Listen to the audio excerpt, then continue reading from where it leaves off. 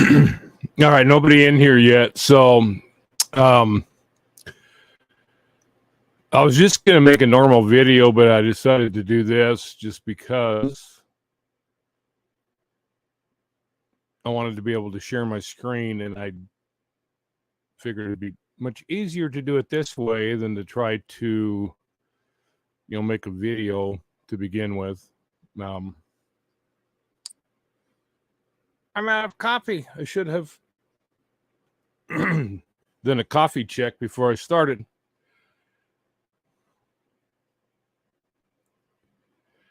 Good morning.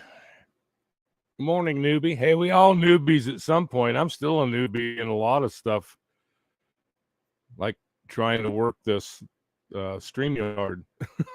I uploaded a video I want to show, and I'm hoping that I did it right. I guess we'll find out one way or the other. Just to give people kind of a background, doing an update about Michael Vaughan, who is the 5-year-old who went missing in 2021. He went missing in Fruitland, Idaho, which is where both of my sisters live, and I live about 3 miles away from Michael Vaughan's parents' house. So, and what's kind of interesting is that I found out who Michael Vaughan was. I mean, I remember when he first went missing, I remember the posters going up and all of that. Yeah, a lot of you may have already seen the video or whatever. I'm going to show it again just for those who haven't seen it. That's what I uploaded. But I know our local KTVB, which is the NBC affiliate in Boise, have been covering this. But like I say, I live 3 miles from there. So, but for some reason, I saw people talking about Michael Vaughan, and for some reason, it just didn't click with me. Probably because I'm an old fart. I don't know. But and then I was at the store the other night, and I was going through checkout, and how they have the poles right there by the cash register or whatever.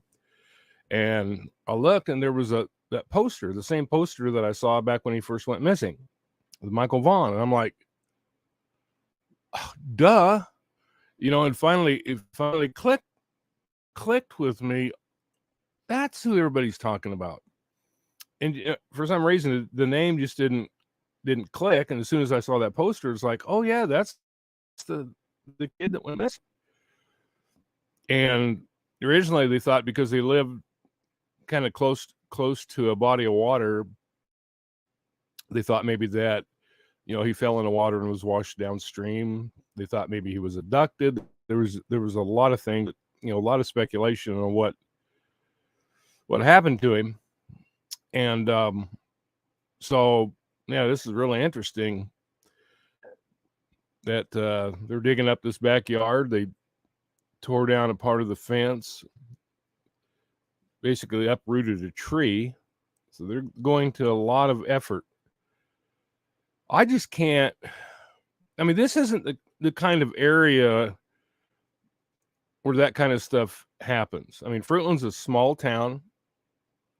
It's basically small town America. The town I live in is bigger than Fruitland, but it's still a very small town. And it's a very small county. Area-wide, it covers quite a bit of area as far as land, but as far as population, it's very spread out. It's very rural. It's mostly farmland, orchards, that kind of thing. I mean, very rural. I mean, when I was growing up, the only jobs there were, we didn't have McDonald's and all that at the time when I was growing up. Basically we did farm work. We worked on farms. We worked in the orchards, growing up, if you wanted to make money as a teenager. But anyway, let me go ahead and play the clip and hopefully I do it right. All right, let me. Okay,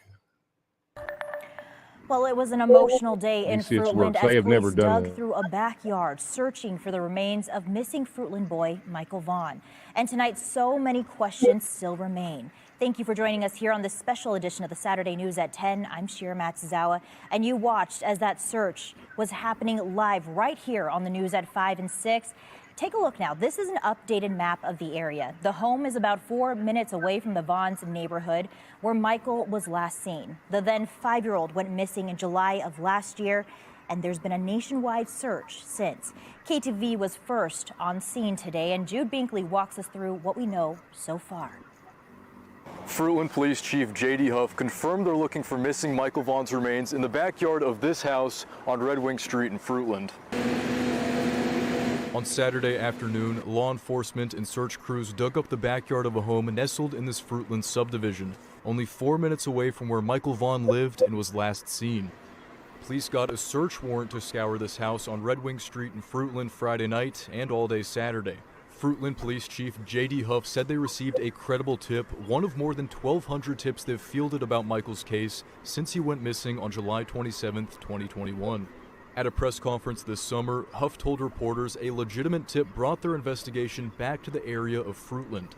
Fruitland PD, Idaho State Police, and Idaho Mountain Search and Rescue used heavy machinery, including a backhoe, to dig. They cut down a tree and part of the fence. Canines were also out, helping search for any remains. Huff says a couple lives at the house but doesn't own it. He isn't aware of any connection they have to the Vaughan family. No matter what's happened, it's been tragic for the family, and that's tough. A neighbor told us he's never seen a search like this in the area. Mike Parker says crews knocked on his door and other neighbors in the past. You know, almost immediately I had a knock on the door that night, wanted us, check our backyard, check the garage, check, to see if there's any way there was around. We've had police at the house a couple of different times over the last year or so.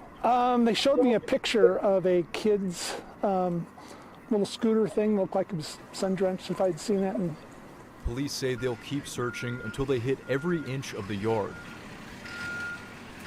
Crews wrapped up here at about 5:30 tonight, and they'll be back on scene Sunday morning at around 9:30. And we will be back out there as well, continuing our coverage as crews continue their search tomorrow. And to stay up to date, you can follow this story as it develops at KTVB.com.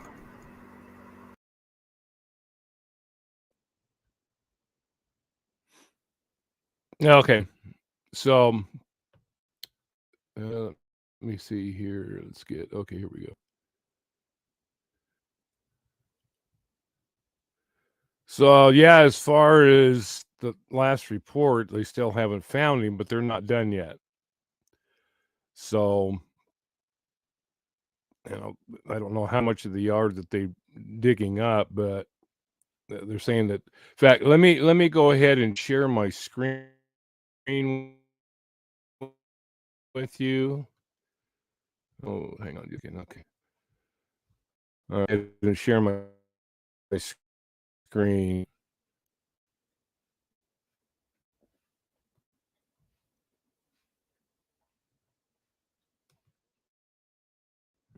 Copper, don't do that.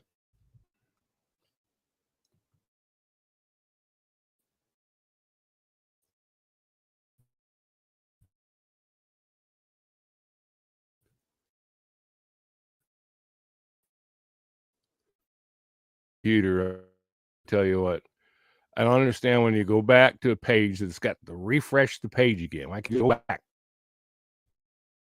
Didn't used to. It's frustrating. All right, Fruitland police searching home related to Michael Vaughan's disappearance. Idaho State Police currently are searching a home in Fruitland near where Michael Vaughan disappeared this summer of 2021. All right,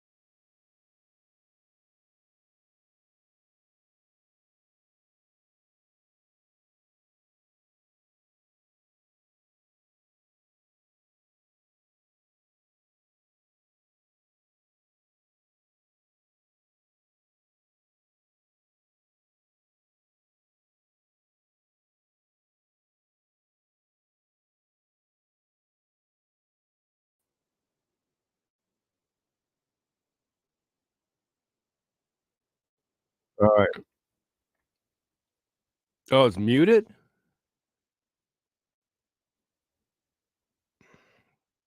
Yeah, for some reason, it automatically muted my mic. Could you see the, uh, the newspaper article that I shared?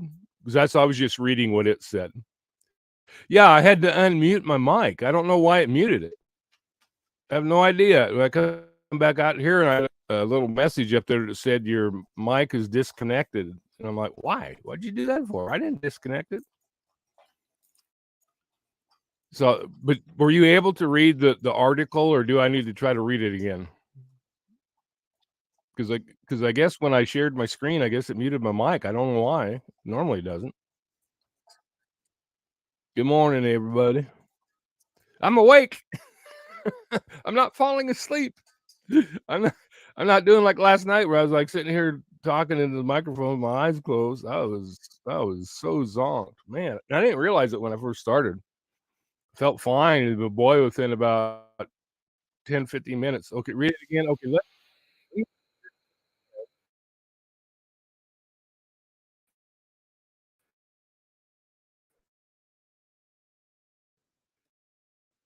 hang on just a second, and let me go back and make sure. Looks like my connection is a little bit iffy here, so yeah, you gangsta. You gangsta. Yeah, what's up? What's up? Anyway, no, I'm not talking to you. I'm not talking to you. So that copper's looking back at me like, "What? What? Is it TREAT time?" No, you didn't. Yeah, I was like, man, last night I was just like everybody was worried about me, but I'm one of those people, when I get so tired, I hit the wall, that's it. It's like yeah, and I just rebooted my hotspot, so it should be working, but I noticed the signal strength isn't. Ugh, it's frustrating. Thank you. Yeah. You you might need a new pair of glasses. Uh, yeah. Alright, let me try this again, and I'm gonna share my screen, and then I'm gonna come back to this screen and make sure that my mic isn't muted, because I don't know why it did that, because it normally doesn't. So, but anyway, I'm gonna try this again. So let me do this. Let's do this. Let's do this.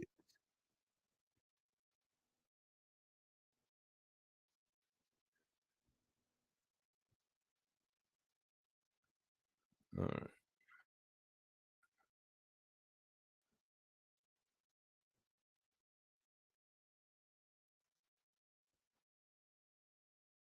Now all of a sudden my picture's going this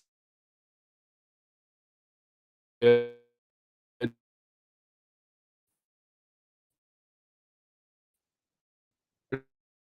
this time.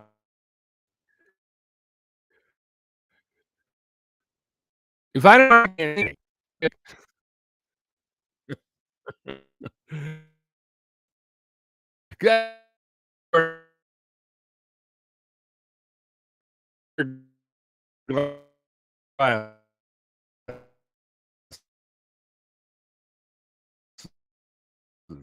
they got like really sitting home related to my disappearance. Fruitland Police, State Police currently are searching a home in Fruitland where Michael 21. Yeah, pop with that thing. I don't want the video. Let me go back. Okay, Mike still looks good. This early here. I live about 3 miles from Fruitland.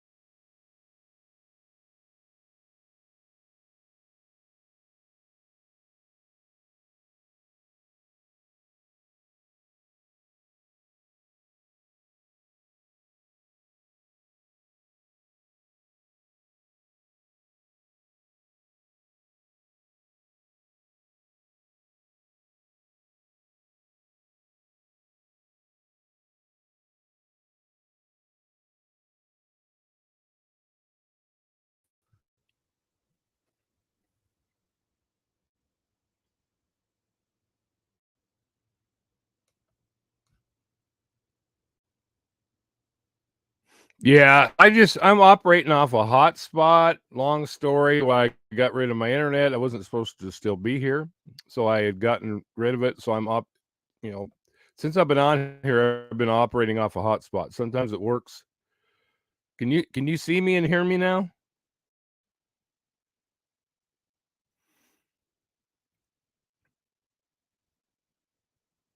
Okay, good.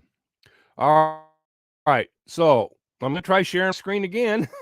If not, I'm gonna say screw it and just make a regular video and then upload it. I thought it'd be easier doing live stream, but this thing is so aggravating. I'm gonna try to get my internet hooked back up after the first of the month. So yeah, I know. I was tired. I just, I'm one of those people. Once I hit the wall, I'm gone.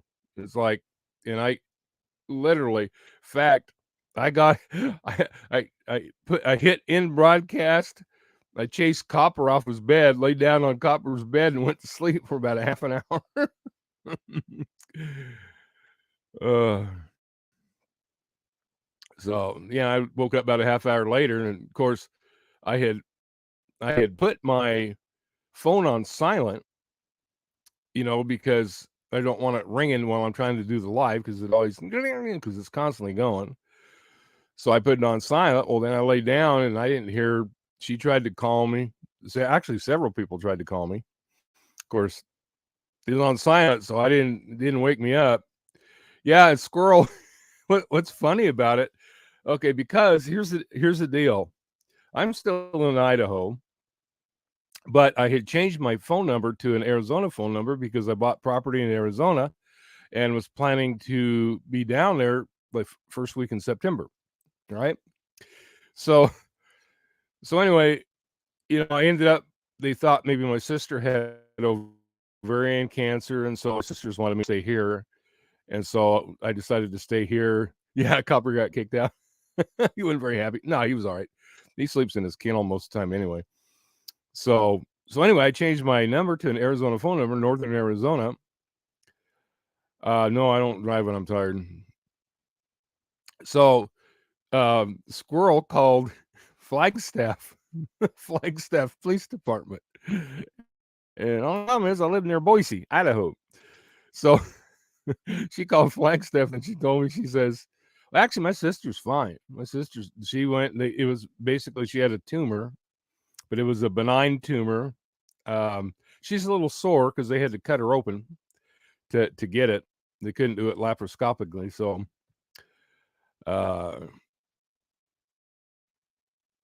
yeah, I know. I was like, I watched it. I'm just sitting there, just shaking my head, going, "Whoa!" No wonder everybody was worried. But yeah, it was just being tired. Yeah, I'm going to Arizona. It's northern Arizona, so it's cold there right now. So I'm not going to go there till spring.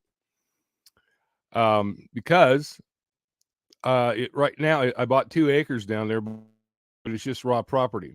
And I don't have anything on it yet. So I was just planning on going down there and camping out. Taking Copper. I got a bunch of camping equipment. I love camping. So I was just going to go down and camp. And then what I'm going to do is put one of those, I don't know if you've ever seen those dome homes. Those are really, really cool. Put one of those dome homes on it, which are very energy efficient. And, so yeah. Yeah. Yeah, I don't live in it's not Flagstaff. It's about 100 and I think it's like 100 and I can't remember if it's 120 or 140 miles east of Flagstaff. Is it Chambers, Arizona, which is like a very rural area. It's about 80 miles east of Winslow, I believe, 85 miles east of Winslow. But yeah, Flagstaff is very pretty. But it's a short hour and a half, 2 hour drive, to Flagstaff, or it's an hour drive to Gallup, New Mexico, which Gallup has everything there. I mean, they've every store, they've got every restaurant. Thank you, Gabrielle. Oh, Minnesota? Yeah, you couldn't pay me to live in Minnesota. No, it's cold enough here. I had a guy that I worked with who was from northern Minnesota, and he said it would get down to 90 below. He said that they could not walk to school. He said he lived like I think 2 blocks from school, but they couldn't walk to school because their lungs would freeze. But anyway, oh, back to business. Yeah, and he said that there was like 5 guys in his neighborhood, and what they would do, they would switch off, and each one of them would take a night during the week, and they would go around starting everybody's cars. You know, one person would do it the first night, another person would do it the next night, and they would go around starting everybody's cars so they would start in the morning because they could not walk to school, even though you only lived 2 blocks from there. That is too cold. You know, I remember when I went to visited a friend in North Dakota. I think it was in Bismarck. And I went there. We went to the mall, and there were these boxes. You know, in each parking space, there was these kind of like electrical boxes. And I said, "What the hell are these?" You know, and he says, "Oh, those are outlets where you can plug in your block heater." Huh? He says, "Yeah, if you don't plug in your vehicle when you go into the mall, you come out and it won't start." I'm like, "Man," and I was there in the summer. I wasn't dumb enough to go there in winter. But it's like, how can you live like that? You know, how can you live like that? I mean, it's cold enough here in Idaho. You know, like right now, I think it's 23. Yeah, and diesels are really, really bad because I know when I was in Montana, we owned a diesel pickup, and I went through a lot of bottles of anti-gel, let me tell you. And we had to plug it in every night. It had a block heater. Had to plug it in. So we had a garage, but we only had room for one vehicle in there. So usually the pickup stayed outside because we didn't drive it as much. We always had to plug it in. And otherwise, it was not going to start. No, that's not always below zero. I'm sure it gets a little above zero in August. Latter part of July and August. Yeah. Probably gets up to 5 or 10. No. All right, let me try this. Let me try this again and see if I can stay connected and see if I can keep my mic from getting muted.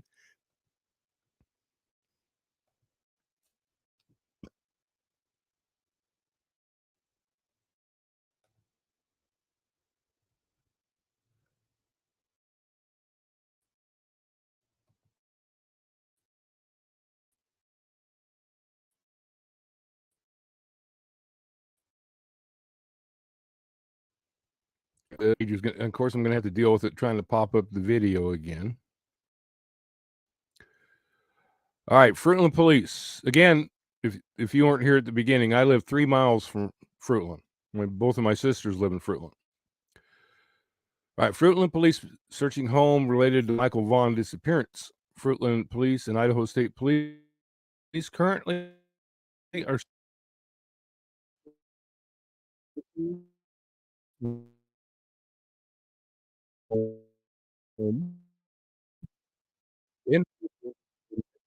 Fruitland, Idaho. This has been outside a home in Fruitland on Saturday with a tractor, dumpster, and other individuals based on a lead they got in relation to the disappearance of Michael Vaughan, a 5-year-old that went missing in July of 2021. All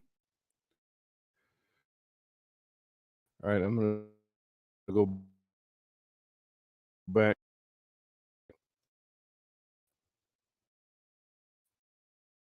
All right, just want to make sure my mic's not muted yet.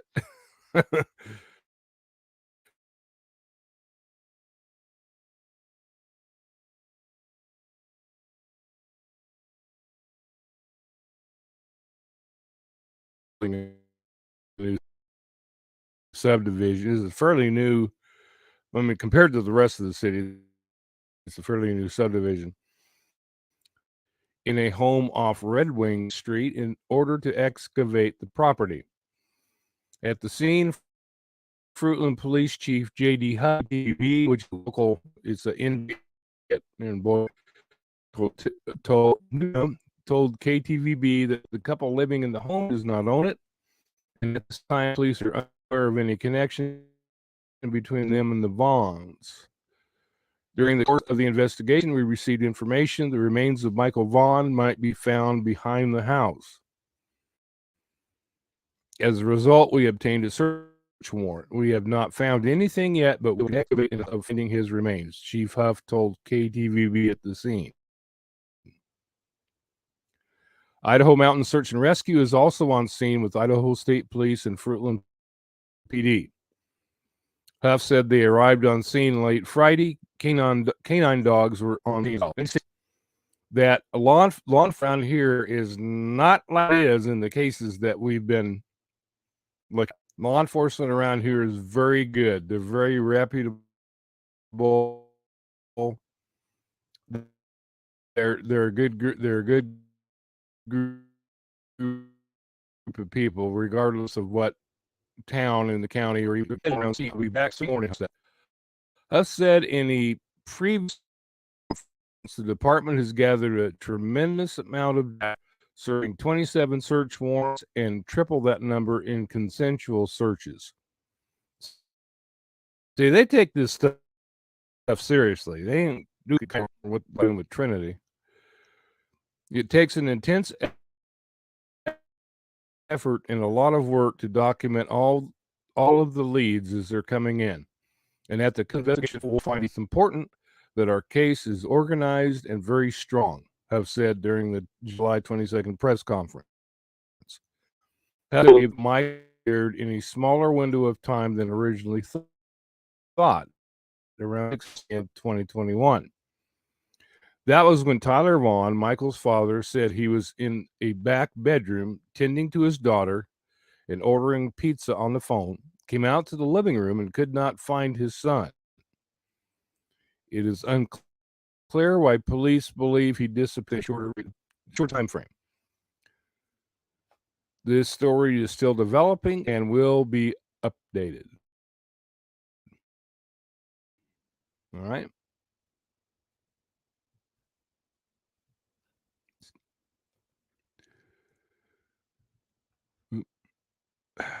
This thing's driving me crazy here. Okay. All right, y'all able to read that and hear me and everything good that time? And it looks like I have very weak internet connection here, so which is very frustrating.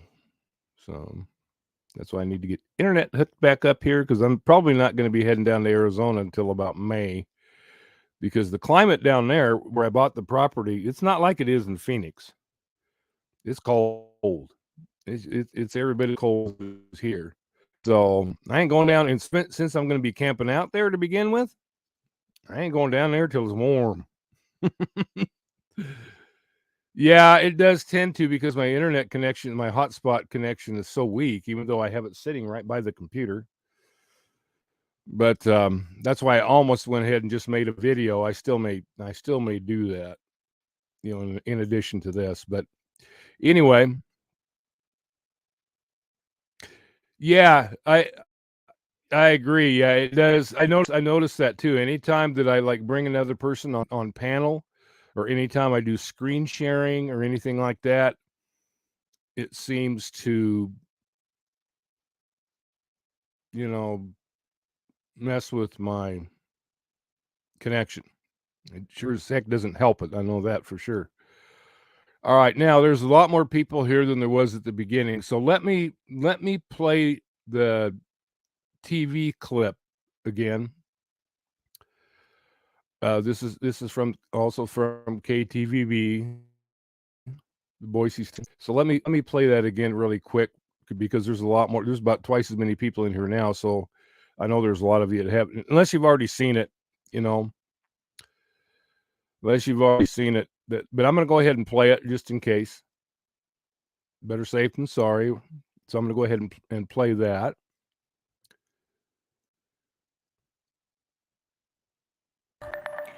Well, it was an emotional day in Fruitland as police dug through a backyard searching for the remains of missing Fruitland boy Michael Vaughan. And tonight, so many questions still remain. Thank you for joining us here on this special edition of the Saturday News at 10. I'm Shira Matsuzawa, and you watched as that search was happening live right here on the news at 5 and 6.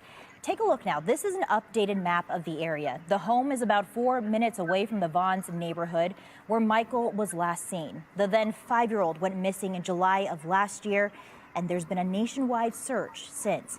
KTVB was first on scene today, and Jude Binkley walks us through what we know so far. Fruitland Police Chief J.D. Huff confirmed they're looking for missing Michael Vaughan's remains in the backyard of this house on Red Wing Street in Fruitland. On Saturday afternoon, law enforcement and search crews dug up the backyard of a home nestled in this Fruitland subdivision, only 4 minutes away from where Michael Vaughan lived and was last seen. Police got a search warrant to scour this house on Red Wing Street in Fruitland Friday night and all day Saturday.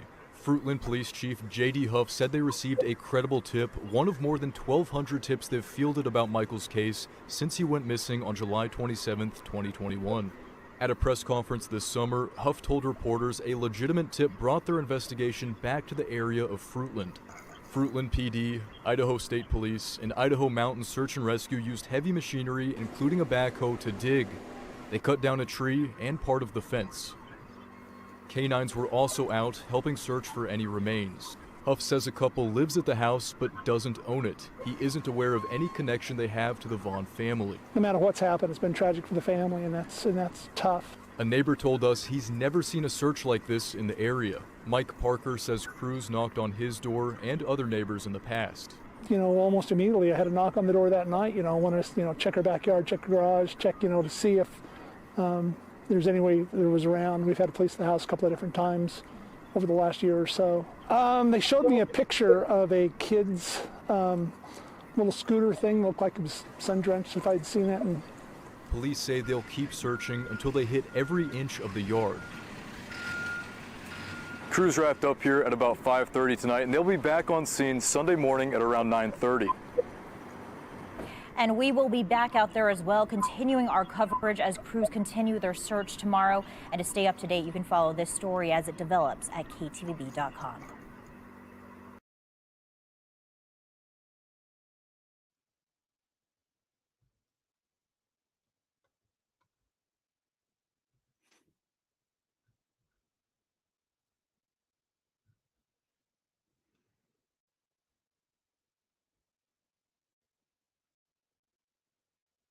I'm catching up with the comments here. I want to make sure that you guys are able to see and hear that clip.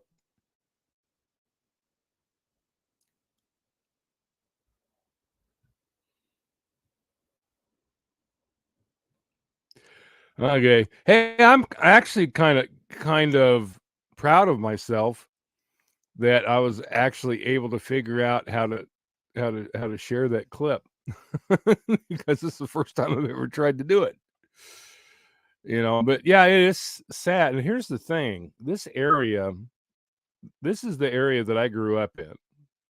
I'm living right now. I'm living in my parents' old house, and they moved in to this house when I was a year and a half old. So this is the only place I remember growing up. And this area here, stuff like that doesn't happen here because I think it's pretty obvious that there was foul play involved with Michael Vaughan's disappearance, and so it just kind of a shocker that something like that would happen in this area because things like that just don't happen here. Fruitland's a very small town. Both of my sisters live there, as I said. It's this area here is it's rural, very rural. It's all farmed. It's cowboy country. It's very rural, all farmland in orchards. We have had a lot of people move here from out of state, in the last 5 to 7 years. Oh, it was definitely not an accident. Yeah, and it's you know, the nice thing, isn't it nice to have a police department that's not saying it was just an accident? Huh? Isn't it nice to have a police department that actually cares, actually does their work? They've served 27, so they served 27 search warrants and a bunch more consensual searches. We sure didn't hear that over in Truckee, did we? So, oh, their neighbors are registered offenders. I think I might have heard something, but it's been a long time ago. I haven't really kept up with, you know. Yeah, absolutely. And the thing is, you know, it says lock your doors, watch your kids, don't trust anyone. And here's the thing, when I was growing up here, as I think I might have said this earlier, you wasn't like that.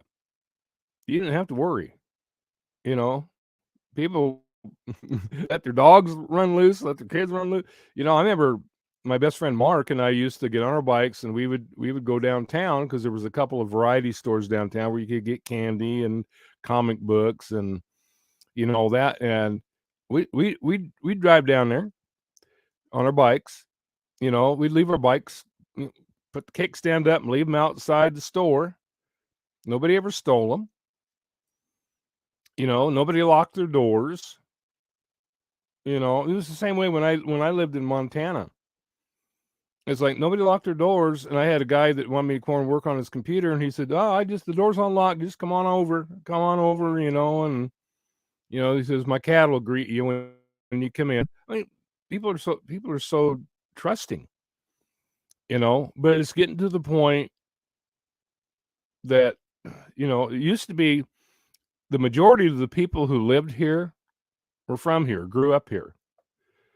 And now it's not like that. We've had so many people move in from other states, and the area has just grown. All these new subdivisions have gone up. The traffic, and trust me, the roads in this area are not made for heavy traffic.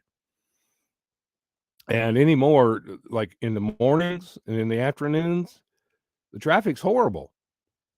I mean, it's every bit as bad trying to get somewhere. It's almost as bad as it was when I lived in Dallas. You know, now on the side streets, it's not. Side streets, once you get past the main, you know, main roadways, then you're fine. You know, it's just like it used to be. But you know, so it's kind of shocking to everybody here in the entire county and surrounding counties that something like this could happen. Why would anybody kill a 5-year-old? I just can't imagine what their motive would be. I mean, it had to be something pretty nefarious, you know, and that makes it kind of scary. Well, actually, more than kind of makes it very scary. So, I mean, stuff like that just doesn't happen here, you know. So, like I said, this is a shocker. This is a shocker to everybody here. You know, now we've had, you know, drug problems, not nearly as prevalent as what we've seen in California by any means. But, you know, we've had drug problems here with very thin minority of people because every town has your dirt bags, as we used to call them. Or actually, we used to call them pukes. That's back, back when I was a bunch of puke. But yeah, I really can think of only one motive as well, and I don't like thinking about it. To be honest, I don't like thinking about it at all. But hi, living live, welcome. Um, the only thing I can say is that I hope that they find him. I hope they find out who did it, and they put their butts away for the rest of their lives. Throw them in a lock and throw them in prison and lock away the key. Throw away the key because you know unfortunately, there's some very, very sick people out there. And I found that out very quickly when I got into police work. There's a lot of sick people out there. In fact, I don't know how many of you have done a like a neighborhood check. There's several websites where you can check to see who lives in your immediate vicinity and how many sex offenders there are. And let me tell you, if you're going to check it, be ready to be shocked.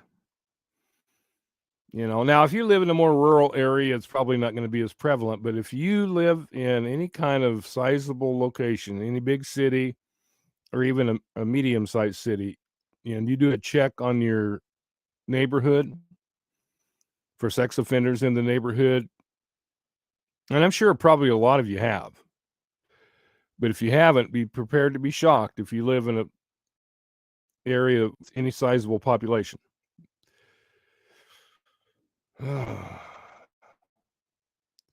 Yeah, exactly. This stuff doesn't happen here. I lock my doors, and I'm not a small guy by any means. I've got a dog, because I don't know, you'd probably lick him to death. I have quite an arsenal. So if anybody ever did break in, they're in for a rude awakening. Just saying. But I tell you, especially if you've got kids, and that's why I put my phone on silent last night. But if you got kids, because it used to be when I was growing up, everybody let their kids run wild. I mean, not wild, but I mean they didn't worry about them getting snatched up or getting accosted or whatever. It just, it was a different world. There's a song too. I can't remember his name. Bucky somebody. It's a country singer, and he sings a song called "A Different World." And man, I tell you what, that song hits home with me big time, because he talks about the difference between that. It's not only a different time now, but that's what he says. Not just a different time. It is a different world. It is. It's a different world. It's a completely different world than the one that I grew up in. And it ain't getting any better. Not getting any better. And that's a scary thought. Back when I was growing up, you still had stuff happen, but it was, most of the time only in the larger cities, and you just never saw it in rural areas. The worst thing you saw in rural areas was somebody getting arrested for drunk driving, and that happened a lot. But yeah, it's different. It's different nowadays. But anyway, that's really all I wanted to cover this morning, because I saw that. I got up and I wanted to see if there were any updates, because I saw the video last night, and so I wanted to see if there were any updates, and so it doesn't look like there is any. They're going to continue searching, digging stuff up this morning. They're probably, well, it's 8:21 here, my time, so I'm sure that they're already out there hard at it. I need to look. I'm curious how much it is. Ooh, it's warmed up to 26 degrees. Yeah. 26 degrees, 26 whopping degrees. I was talking with somebody, and they said, oh, it's in the 90s here. It was 23 here at the time when I was talking to them. No, I don't, because my guitar's actually not in here, and I don't have it hooked up to my amp or whatever. But I think what I might do, because I was watching my live yesterday when I did play some songs, and it was such horrible quality that I think I'm just gonna, instead of trying to do it live, I think I'm just gonna make a video so it's not cutting out all the time and you can actually hear what I'm playing. Yeah, it's the sun's shining here too, not a cloud in the sky, that I can look out the window in the door and I'm seeing blue sky and sunshine, but it's still only 26 degrees. Because sometimes, when it's really clear like that, that's when it's the coldest. A lot of times when you have, when it's overcast, it traps the heat in a little bit more. But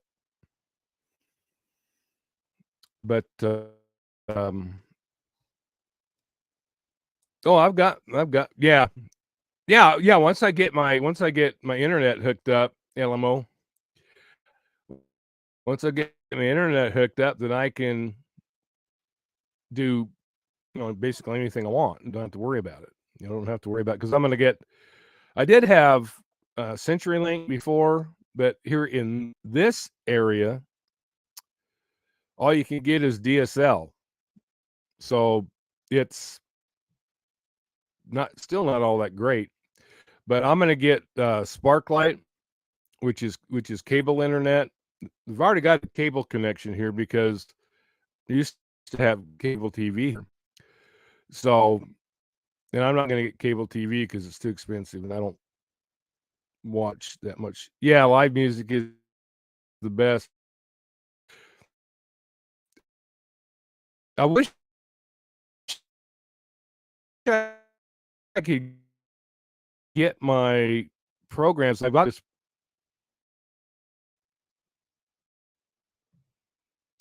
Yeah, it's kind of nice. I saw my screen start spinning there. But I downloaded this program called Cakewalk, and I've been trying to figure it out. And I've even watched like YouTube videos on it and stuff, and I still can't figure it out.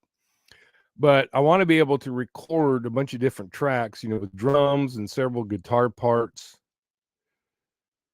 and stuff like. Yeah, it'll break up. It's probably breaking up off and on. Well, I don't watch it. I mean, I've had cable TV before. In fact, I even had YouTube TV, which was streaming TV, which actually worked pretty good, even with hotspot. But I just don't. I found that I watch YouTube more than I watch regular TV. So it's like, why am I spending $65 a month for something I don't even watch? And I'm not rolling in dough, so it's like, I have to try to cut down on expenses, and so, but I'm going to get cable internet, and even if I go back to getting streaming TV, it works really well. So, but I think it's like $90 a month for like Sparklight cable. It's like that. It's like that much a month for internet too. But so I can't afford both of them. So anyway, I'm going to get off here, folks, because I covered everything that I wanted to cut, and other people can watch it from the beginning.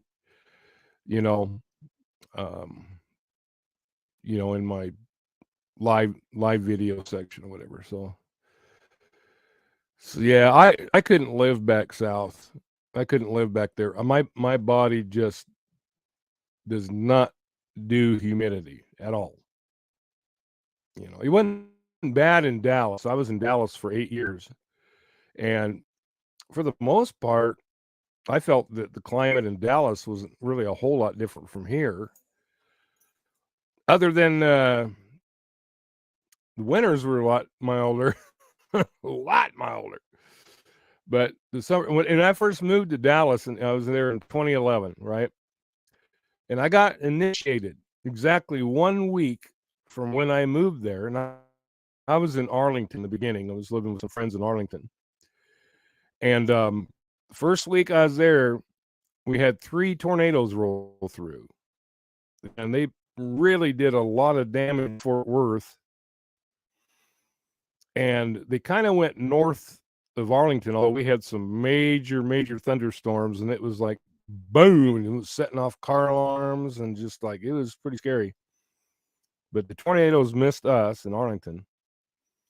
And then after that, we set a record with 72 straight days of temperatures over 109.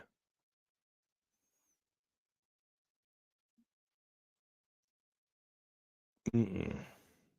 Yeah, that was fun. And my air conditioning, I had a Chevy Blazer at the time, and my air conditioning went out. Well, actually, no, it didn't go out, but I couldn't run it because it kept overheating it. I don't know what the deal was, but it kept overheating the Blazer. So I had to, drive in. It was about a 35-minute drive to get to work from Arlington. And I was having to drive home with my window down. And of course, yeah, that did a lot. When it's 113, 115 outside, that's just like sitting in front of a gas heater. You roll the window down, it's just blowing in the hot air. But it was still better than, having the windows rolled up, but I just couldn't run the AC. So yeah, that was a lot of fun. That was a lot of fun. I lived in Arlington worked in Dallas and lived in Arlington. So anyway, yeah, that was some fun. That was a lot of fun right there. Yeah, it was not fun. 72 straight days. Set a record. 72 straight days. So it was like, welcome to Texas. But like this one lady told me, she goes, well, one difference between here and where you moved here from, you don't have to shovel heat. That was true. Didn't have to shovel heat. So, all righty. Well, I'm going to get off here, and I haven't had breakfast yet. Copper, he doesn't care. He's already had his breakfast. So, Selena Dixon, huh? Wonder if we're related. That Dixon was my mom's maiden name, and the Dixons came over from Scotland, down in Edinburgh, and so anyway, that's where my family is from. The background, my dad's family is from Ireland, so Ireland and Denmark. So yeah, I've got a lot of ties over in that area. No, I ain't got no avocados. I'm either gonna make bacon and eggs and hash browns, or I'm gonna make sausage and eggs. I had bacon and eggs and hash browns yesterday, so I think I'm gonna have sausage and eggs, cake sausage, and eggs and hash browns. If I had some flour, which I ran out of and forgot to get at the store last time, I would make me some sausage gravy. I make some good sausage gravy. It's good. I know how to make gravy. Trust me. In fact, when I used to visit when I lived other places, and when I would come home and visit, my mom would always have me make the gravy because my gravy was so good. Really good. I had a chef that actually showed me how to properly make gravy. And so ever since then, I make good gravy, and I make good burritos. I had a friend from Mexico City when I was in college show me how to make authentic burritos. So my burritos should be world famous. I'm just saying. All right. I need to shut up. Yeah, I need to go. I'm getting myself hungry. I need to go get some breakfast going. And I need some more coffee too. I've only had one mug, and I usually have two before I even try it. Chipped beef is good too. Yeah. I love shit on a shingle is what my dad used to call it. And he said that's what they call it in the Army. Shit on a shingle. Which, I don't know. I didn't know poop tasted that good. But all righty. I like it just on toast. I like the chipped beef on toast. I like sausage gravy over biscuits, and I can make scratch biscuits too. What they call bacon powder biscuits. I make good scratch biscuits. That's the only thing I can bake. I can't bake worth a crap anything else, but I can make bacon powder biscuits. All righty, I'm gonna shut up and get off here because my stomach's growling, griping at me. So anyway, I just thought I would share this update with y'all, and we shall catch you later. Have a great Sunday, y'all. Those of you like football, have some fun watching some football. I might go up to my friends later today and watch the Packers. I don't know. We'll just see. I don't know if I feel like going out in the cold or not. All right, we'll catch you later.